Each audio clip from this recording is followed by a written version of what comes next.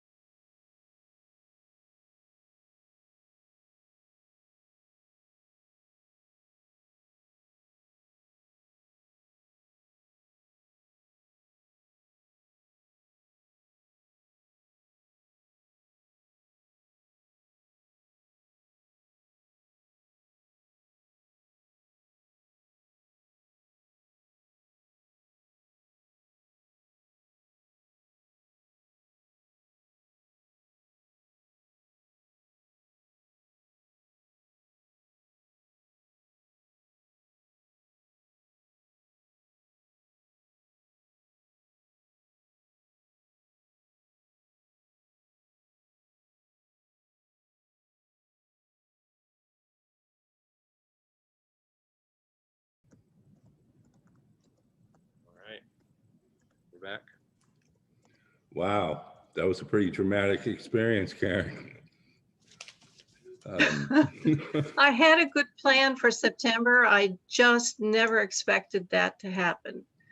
I am a seasoned art fair artist. These tents are built for weather.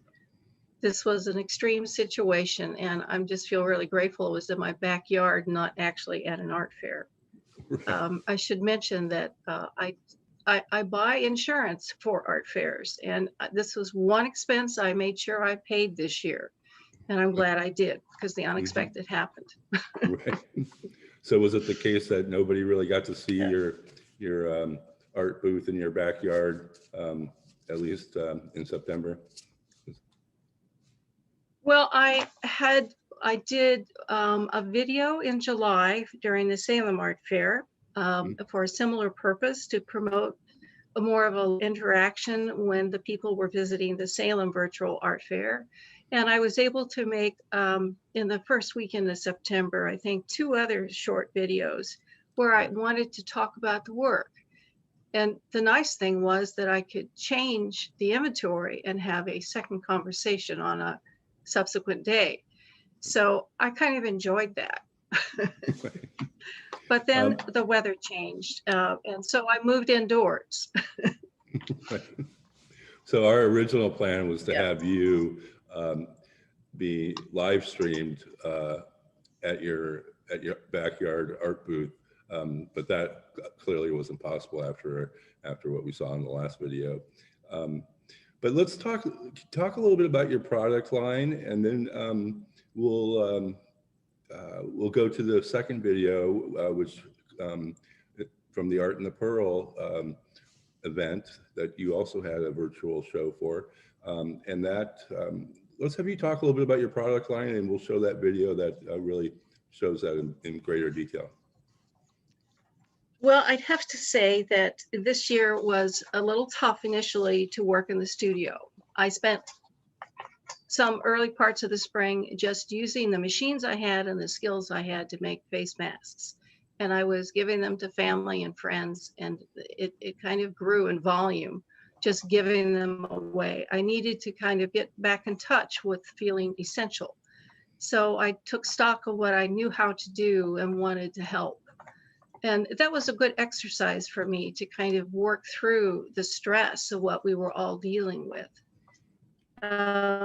Eventually, I was able to create and design yardage, weave the fabric, and start to make new patterns. And what I discovered that when you're in times of high stress, you start to strip away the needless parts of a design and really focus on the soul of something. And I found that happening with this new jacket I decided to make, where it's all about the fabric. It's all about the drape. There's no hardware. It's just comfortable. If anything, the fabrics that I weave provide a sense, because of the weight of the fabric and the drape, it provides a sense of comfort. And what I was hearing from people is they miss contact. They miss physical contact with people. And if there was a way to put a hug into a woven textile, I think these fabrics do that. They are a joy to wear. They make you feel wonderful. So I started with a simple vest. I started making different sizes, and then the ideas grew, and I started to design a larger coat. And I think they're absolutely marvelous, forgiving in its shape for fit, beautiful fabric with the drape, easy to wear. You could live in this coat if you wanted to. So that was the outcome of a very stressful spring, was to design something that was easy to wear. Right. I think it's important to stress with our listeners that Karen really creates her products from A to Z. She weaves the fabric, she designs the pieces, she sews them together, she markets them. It is very impressive, and each piece is a custom work. I think I heard you call your jackets like a lifetime jacket. It's the kind of jacket that you'll buy and enjoy for many years. And so that is it's just very impressive how your skills cross the whole spectrum of the creation of your original designs. Justin, I think we have a video that shows Karen's backyard booth for an earlier event, Art in the Pearl. And I believe it runs about 4 minutes. Is that right? Yep. I'll play that. Okay. Let's go to that video. Good morning from Pacific City, Oregon. I've set my booth up today because it's Art in the Pearl weekend. We are virtual this year, which you can see on the website www.artinthepearl.com. You will see a website designed to feature each artist that would be in the show, and you will see videos and website links and images of our work. In conjunction with this show, I've set my booth up in the backyard of Pacific City, Oregon, where it's 64 degrees today, and it's slightly overcast with a marine layer, which should burn off by noon. Art in the Pearl weekend is a fabulous weekend when it's in the Pearl District of Portland, Oregon. Because of COVID-19, we are finding all sorts of new ways to bring the artwork to you. Today, I've set my booth up, and I'm going to give you a little tour. I'm excited about the new work that I've been doing. This is a coat in curry, beautiful color. I had started earlier in the season by designing some vests. I wanted to do work that was going to be comfortable. It's what we need right now. So I have a series of vests, short, long, with pockets that just feel so comfortable. The fabric is just wonderful. From this basic idea, I explored different pocket solutions, I should say, and I decided to take this pattern into a full-size coat. When you're designing a coat, you have to think about the weather, of course. That means that you have to think about closures, but with such a beautiful, soft fabric that has so much drape to it, rather than put a structured button or zipper, I decided to use the soft fabric ties as a closure device. It just looks so elegant. Pockets are nice and deep. The other thing I've done this year is I've created a series of individual small scarves. I call these my Zoom meeting scarves. They're soft, they're color, easy to wear, they give you some warmth, and it would be fun to have 3 to wear together. These are $30 each, or you can get 3 of them for $85.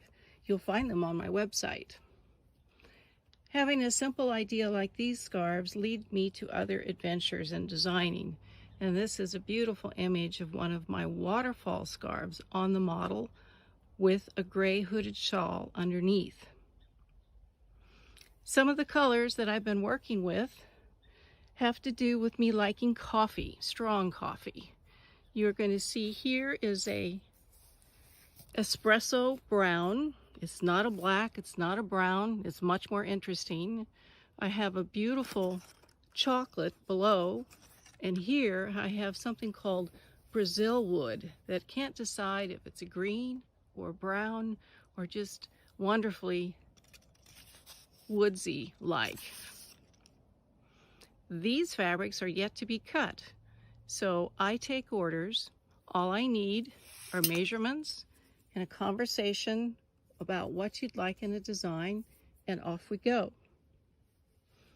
I'm going to give you a short tour of the booth today. I just want you to know that tomorrow the booth will be different. I have my laptop set up here. My van is parked nearby, and I hope that we can have a Zoom meeting if you want to talk. So visit my website, theoregonweaver.com, and let's get together. Thanks for visiting. Bye.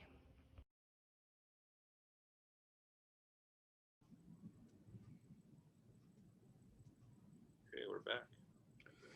All right. Well, I thought that video gave us a really strong idea of the different types of work that you do and the colors, and it must be nice to be able to show that to people in a video format as opposed to just still photography. Although I must say your still photography of your work is very stunning. Say, Justin, do we have any comments or questions for Karen? We've got a couple here from Sophia, a couple comments. First, she's saying, she says, wow, stunning what you can accomplish at home. And then she also, she says she can attest that the face masks you made were a real lifesaver. So two good comments from her. Also Well, question. they weren't, Go ahead. yeah, they weren't just ordinary face masks. There's a story behind the face masks. Tell us that story quickly. I have a way of analyzing problems, and I knew that 2 pieces of cotton were not sufficient for a mask in this situation. And I put my thinking hat on, and I happened to use a commercial grade vacuum cleaner with a filter that I purchased. That filter is a 3 micron, and it's a HEPA quality filter fabric. So I just called up the company and asked them if I could buy it by the yard. And yes, I found out there were nurses who were making face masks out of this product because there weren't enough supplies for their hospitals and clinics. So I purchased the fabric by the yard from this wonderful man in Colorado. And my face masks have 2 layers of tightly woven cotton and the other 3-micron HEPA quality filter fabric. And I felt that they were a little bit more protection than most of us had. It made me feel better, and it made the people I gave them to felt a little more confident about going out. So again, that's how I think as a designer: analyze the problem, look at your resources, and how can you make it a little better. That's a great story. Thank you. Justin, do we have a question? Yes, also from Sophia. She wants to know what your early artistic influences are. Well, if you go back a ways, I spent a lot of time in the public school playing the violin and the piano. So music is part of my background. Later, when I went to University of Kansas, I studied and graduated with a degree in ceramics.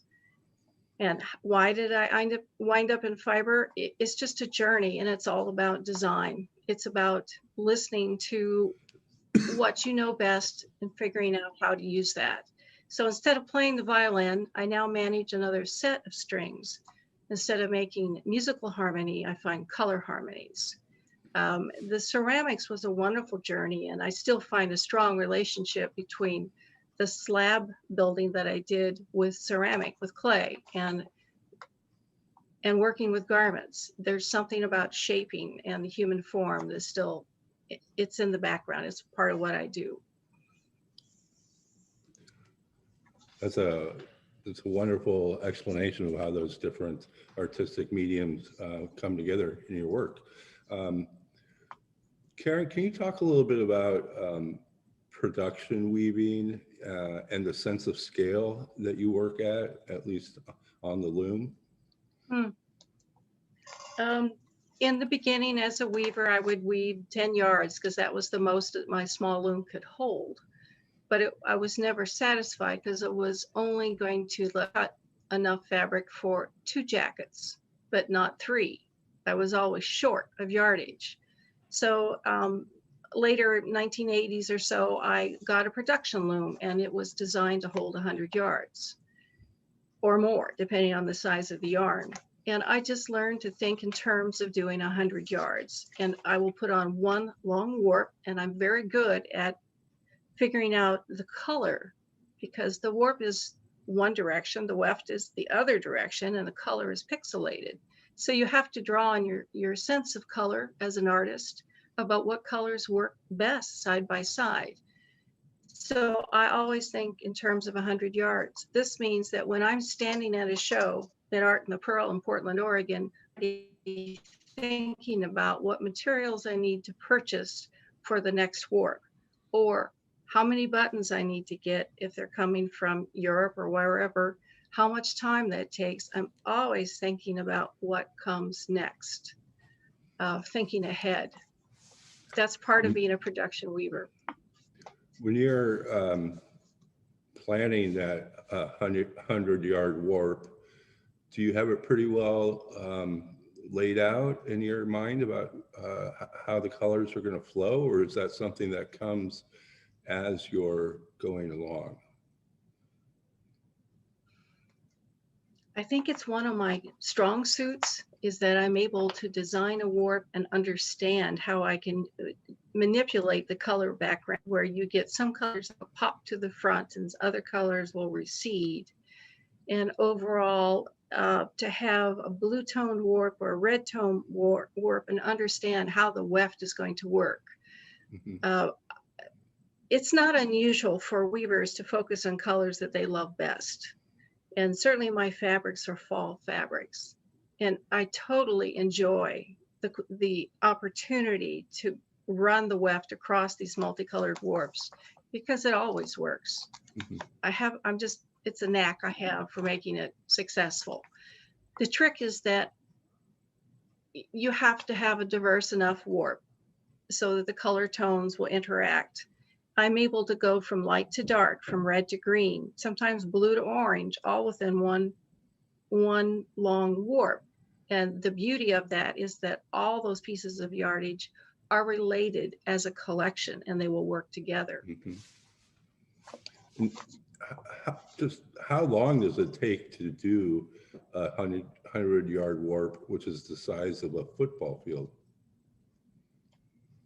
Yep, it is the length of a football field. It can take anywhere 3-4 months to get that all done. This year has been very unusual. It took me 8 months to get some of my materials delivered. Because of COVID-19, there was a halt in shipping. Some of the factories were closed down. And now time is a real issue when it comes to ordering materials and thinking about production. So part of my focus this year has been to accumulate what I can, use what I have on hand, because I am uncertain about my continued resources from suppliers. That is changing. Okay. You were talking earlier about how you approach color, and we have a video of you talking about color. Justin, Okay. let's go ahead and play that. All right.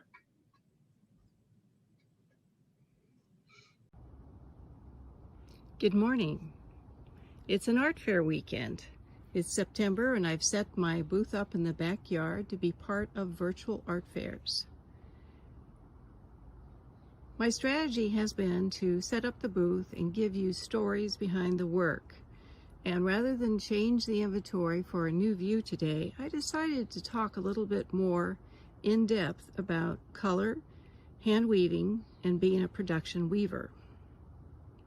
In order for me to make all these lovely garments, I need cloth.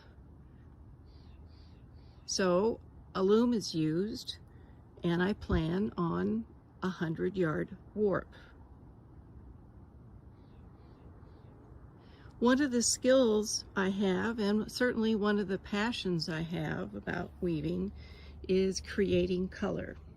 So I have brought this color wheel that hangs in my sewing studio that represents swatches of fabric I have woven over the years and the colors that they represent.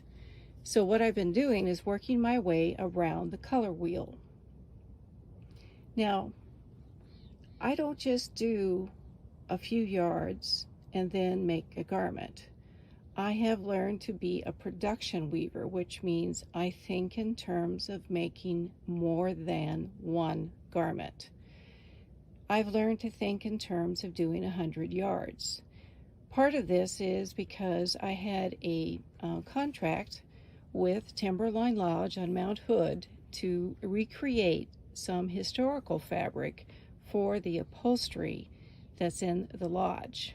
That was my first 100-yard project. I have an AVL fly shuttle loom, not mechanized, it's all by hand, and that was the first time I had the mindset of what it takes to create 100 yards of fabric. 100 yards is the length of a football field. It's a lot of fabric. Having finished that project, it just seemed to make sense to continue working in that same quantity mindset. You have to order more materials. It takes a while for them to get here, and then you have to carefully warp the loom and then begin to weave. I have a love of color. I have a painter's love of color. And one of the things I find fascinating about weaving is the fact that with weaving, color is not blended like it is in paint, but it is side by side or pixelated. So I pulled out something we call a weaver's gamp. That's a new word today, gamp, G-A-M-P. A gamp is a record or a sampler of both warp and weft and how the color interacts.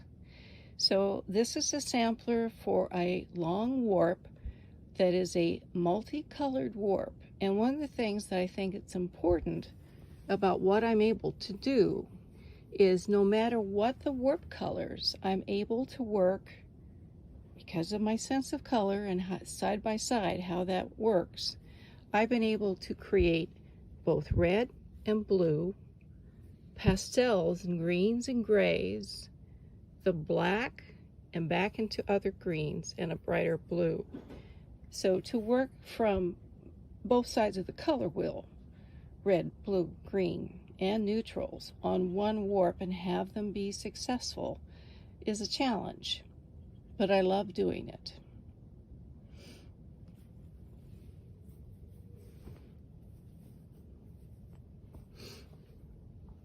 What happens is the warp colors unify a 100-yard warp. So that particular production run is related. The foundation threads relates the colors. Some close-up views. Here's a yellow on a red toned warp. It's very bright. And then here is a fuchsia on a red toned warp. I have a preference for the fall colors, and this is one that's in a brown. This is the espresso brown. Same warp, done in the orange, and then done in the neutral. I love these kind of projects and this way of thinking. This is also what makes each one of these garments unique and special.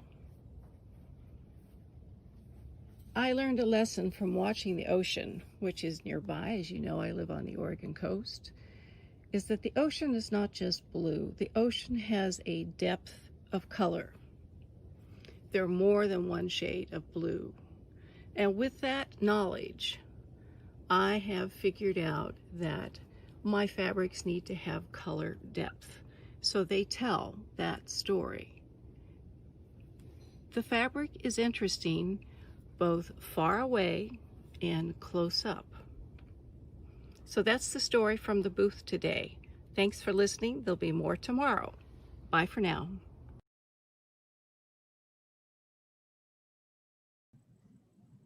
We're back. Okay. Well, that was very interesting to see how you're approaching color, the color wheel with textiles.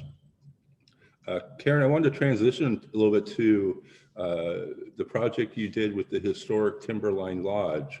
And I just found that incredibly fascinating. Tell me how that came about and how you worked with Timberline, how many warps you did for them, and what the color palette was, how the color palette was discussed, and things like that. Well, my association with Timberline Lodge goes back many years. When we first moved to Pacific City, I happened to know a college friend who knew the person who was appointed to be the curator for the Timberline Lodge historical project. That was Lenny Adamson. And Lenny knew I was a weaver. I, at the time, was a young mother with a new baby, but I had a loom. So I did my first 10 yards for that project. And over the years, I kept getting other commissions to continue the historic restoration.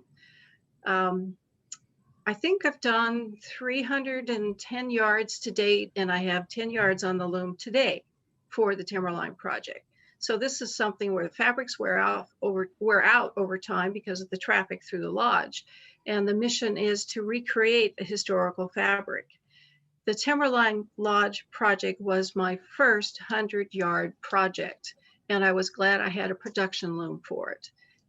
So it was heavy rug yarn, or sometimes linen and wool from local mills that all went into making these recreations of the historical fabrics.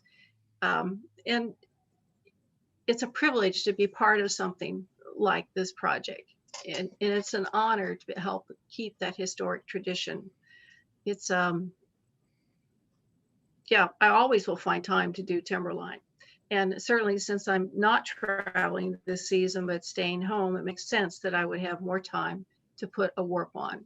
So right now I am doing a chevron design, which replicates the mountains of Mountain Hood. And then I'm doing it in browns and blacks on a linen warp. It's a heavy linen. So you need a loom that's really strong that can handle the tension that you need to have a linen warp. So we call it a chevron design. I have done others. Some I've done the orange fabric for the couches in the main lodge, and that was another 100-yard project. But sometimes it's just shorter pieces. There's individual rooms are refreshed and restored. The Timberline project is funded Timberline, and there's some grant money, I think, from the Forest Service and other agencies. But with the closure, it has affected funding for the restoration project. So any support for the Timberline, Friends of Timberline is welcomed. So the restoration project, I take it, is an ongoing project. Mhm. Right? It must be incredibly satisfying to go Yeah, there. and I'm one of several weavers. I just happen to be maybe one of the weavers who's done a lot of it. Mhm. Well, Yeah. it must be very satisfying to go there and see your work in front of so many people, so many visitors. Yes. Next time I go to Timberline, I will have a greater appreciation for both you and the historical project. So let's see, Justin, do we have any other questions or comments? Not at the moment. Okay. I thought we would kind of share any final thoughts and wrap it up. And Karen, I know you had a few other topics you wanted to touch on, so go ahead. Well, I've been really excited about how the virtual art fairs have evolved.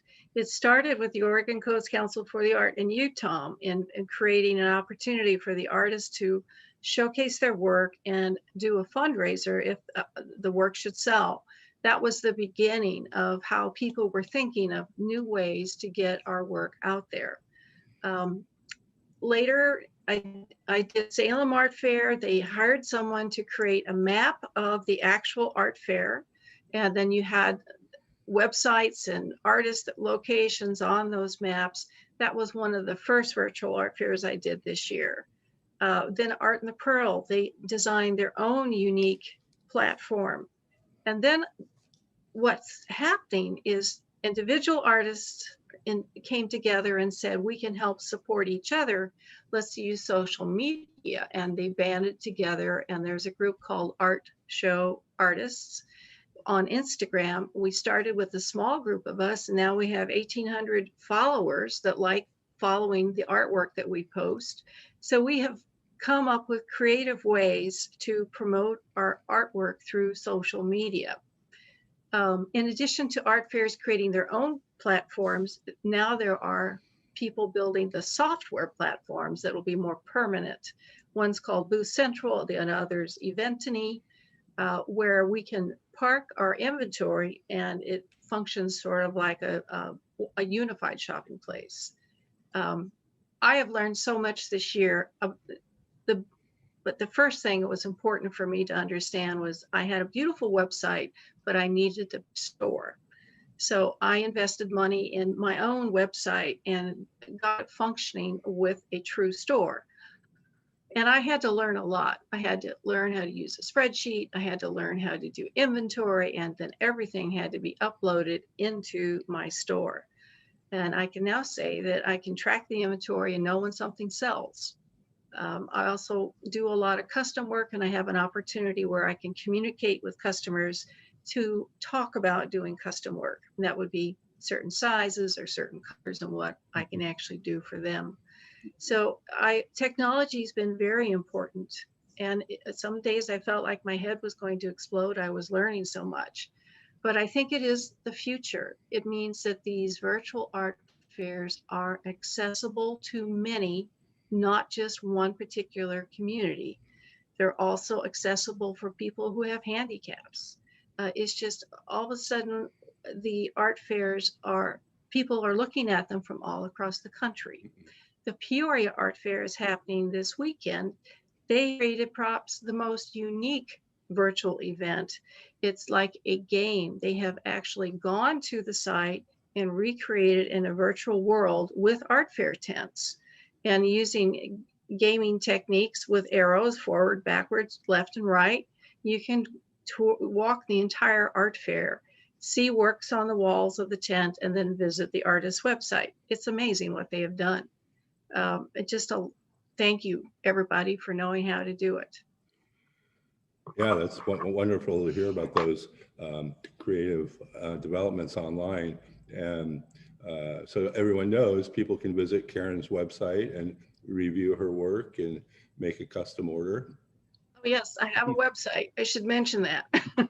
And another thing I wanted to mention was that you do a great job of using professional photographers and models to represent your work. And that's something that I've been trying to stress more and more, is that having professional photography taken of your work, whether it's wearable art or visual art, is just critical. It's the best money that can be spent, I think.